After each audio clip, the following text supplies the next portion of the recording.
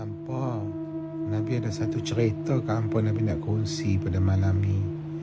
Aku sakit leher, kepala aku tak boleh kali hampa. Tapi cerita yang aku nak cerita ni sampai hampa boleh kali leher bila hampa dengar. Cerita dia pasal kawan aku masa zaman PKP. Kan zaman PKP kan kita kena berkurung, tak boleh keluar mana-mana. Lepas tu, satu masa tu semua boleh bebas keluar.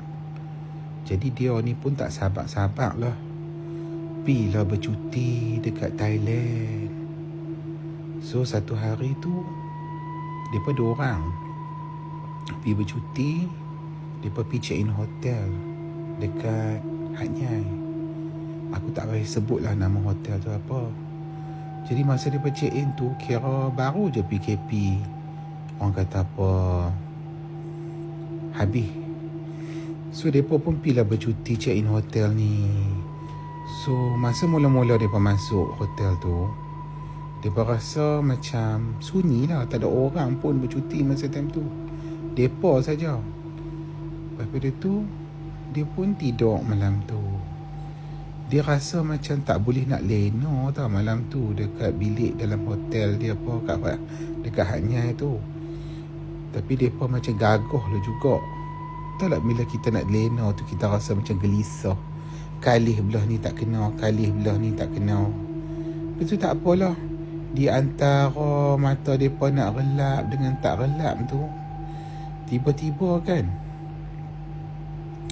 mereka punya, tahu tak ada DB plug dekat dinding tu, yang untuk karan tu, tertutup. Jadi bila yang tu tertutup, satu bilik tu akan blackout. Lepas tu mereka ingat ke, oh mungkin kot apa nama, ada apa-apa masalah dengan karan lah. Mereka pun pergilah petik balik on elok balik. Lepas pada tu mereka duduk sat tertutup balik. Lepas pada tu kan benda tu duduk main, tutup buka, macam jadi pelik sangat.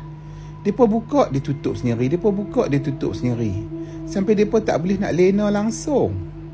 Lepas pada tu tak apalah, dia tak tahan, dia pun telefon lah dekat receptionist dekat bawah tu. Dia pun kata, ada masalah karan ni dekat bilik kami ni, boleh tak hampa mai tengok? Lepas tu tak apalah, pihak hotel pun hantar lah technician mai check tengok dekat DB karan tu. Check tengok kan, terus technician tu kata kat mereka, tak ada rosak apa pun. Dia kata, tapi tak apa, lepas pada ni tak akan jadi apa-apa dah. Technician tu macam tahu-tahu je. Lepas tu technician tu pun keluar. Dia pun kata okey lah, dia pun tunggulah. Betul ke cakap technician tu takkan jadi apa-apa. Memang sungguh hampa, tak jadi apa langsung. Elok je mereka lena sampai lah esok hari tu mereka check out. So mereka nak pergi lah naik flight terbang pergi ke Bangkok pula. Kan kira seronok lah kan, baru habis PKP ni buka sat. So mereka pun pergi lah check in satu lagi hotel dekat Bangkok. Masa time tu keadaan kawasan Bangkok semua pun tak berapa ada pelancong. Pasal memang PKP kan, lockdown. Tapi mereka pergi check in kat sebuah hotel ni kan, mereka ambil lah bilik yang suite kelas sikit lah. Kira mereka pun pergi lah check in. Bila mereka masuk bilik tu kan, maksudnya daripada perjalanan mereka naik lift, keluar pada lift tu, bilik mereka dapat paling hujung sekali tau dekat hotel tu. Lepas tu bila mereka nak masuk je bilik hotel tu kan, mereka tengok kan keadaan bilik hotel tu kan, semua ada gambar-gambar macam mantra lah, senang cerita, kita tak payah sebut lah secara spesifik kan. Gambar-gambar, frame-frame gambar yang gantung keliling semua ada mantra-mantra. Lepas pada tu dekat atas meja semua ada lah macam patung-patung, mereka semayang apa semua tau. Jadi kawan aku ni, dia ni biasalah bila tengok benda macam tu, dia jadi macam tak sedap hati lah.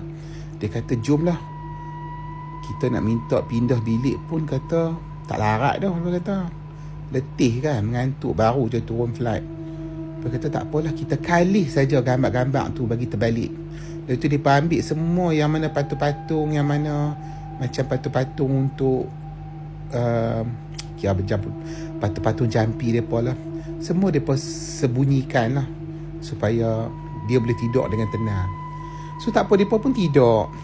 Bila mereka start tidur, tiba-tiba mereka rasa macam tak selesa tau dalam bilik tu. Kaki kawan aku tu tiba-tiba rasa macam kan ada unggun api dekat kaki dia. Panas sangat. Dia kata awak ni, dia kata aircon buka kuat, tapi pasal apa kaki aku saja rasa panas sangat. Kawan dia seorang lagi pun rasa panas sangat. Dia kata pelik no. Lepas tu tak apalah, dia pun macam kan tak selesa nak tidur. Tiba-tiba hampa depa dengar macam dalam bilik air tu macam ada orang. Bilik air bilik depa. Sat-sat macam orang cuci bilik air. Sat-sat jamban pam sendiri. Sat-sat dengar macam orang beruh gigi. Jadi depa rasa macam, ish, bunyi apa tu? Takkan bunyi pada bilik atas? Dok. Bila depa try rembang dekat pintu bilik air tu, depa dengar dengan telinga depa, memang ada dengar dalam bilik air depa ada benda bergerak dan ada orang kat dalam bilik air tu. Dia dengan berani diri ni, dia terus buka bilik air tu.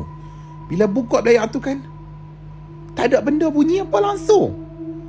Orang beruh gigi tak ada, orang pam jamban tak ada, shower ayam turun kat batak pun tak ada.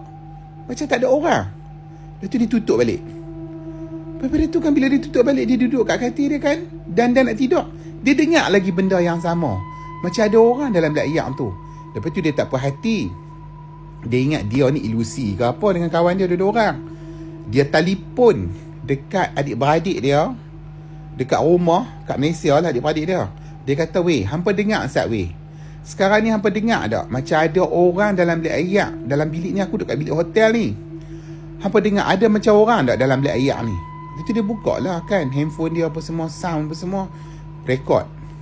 Dia dengar lah macam dia buat video call tau dengan adik-beradik dia. Lepas tu dia kata, weh, kami dengar weh bilik air ni weh. Saat-saat nah hampa dengar nah, aku nak buka pintu bilik air ni. Sekali hampa dengar, bila dia buka lagi sekali pintu bilik air ni kan, dia duk takut jugalah nak buka kan. Dia ajak lah kawan dia teman kat sebelah dia. Dia takut lagi buka-buka silap-silap hari bulan. Tadi orang jengoi kat depan muka lagi macam tu dalam bilik air. Mampu Lepas tu dia berani juga diri. Dia lawan juga. Lawan rasa takut dia tu. Dia buka pintu bilik air tu tiba-tiba kan, tak ada benda langsung. Sampai adik-beradik dia kat video call tu kan kata, pelik hampa. Memang pelik. Lepas tu dia kata, tak apalah weh, aku nak kena telefon kat orang hotel lah macam ni. Okay, bye-bye, settle. Dia pun telefon orang hotel. Dia kata, dia kata, I cannot sleep lah in this room. Dia kata, I think this room got ghost. Kawan aku terus direct, dia tak ada lah cover-cover. Dia kata terus kat orang hotel tu, aku rasa dalam bilik hotel hang ni ada hantu. Dia kata, pasal aku memang tak boleh tidur dan ada benda dalam bilik air. Bila aku buka tak ada, bila aku tutup pintu ada, bila aku buka tak ada. Lepas tu orang hotel tu tak cakap banyak. Dia diam je. Dia kata, Okay sir. Dia kata, sekarang ni kita tukar bilik. Terus orang hotel tu automatik. Dia tak cakap banyak. Dia kata setuju. Terus dia tukar bilik. Orang hotel tu naik atas, jumpa mereka kat bilik. Orang hotel tu ajak mereka pindah bilik. Dekat juga dengan bilik yang berhantu tu, tapi kan dekat bilik baru. Buka-buka aja bilik baru tu kan, tak ada pula frame-frame gambar mantra-mantra yang mana dia nampak pada mula-mula bilik yang dia check in tu. Awal-awal tadi clear je, tak ada gambar mantra ke patung-patung mantra ke, tak ada langsung.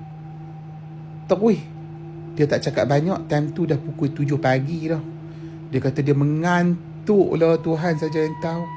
Dia tak cakap banyak. Dia angkat beg dia dengan pekerja-pekerja hotel tu, tolong angkat semua, kemas. Lepas dia terus dia lena royuk sampailah ke tengah hari.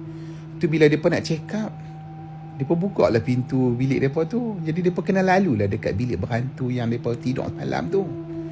Pintu tu orang hotel biar terbuka saja-saja, biar terbuka. Mungkin kau ada kau apa-apa, kau mereka nak berubat ke apa. Mereka pun cepat-cepat lari pada bilik tu. Mereka tak cakap banyak, mereka nak check out dah cepat-cepat.